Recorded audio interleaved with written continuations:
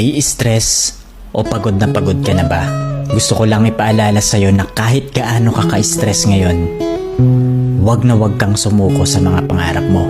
Kailangan mong tandaan parati na magtiwala ka sa progress na nangyayari sa buhay mo. Kahit alam ko na minsan sobrang hirap at sobrang nakakapagod na din talaga.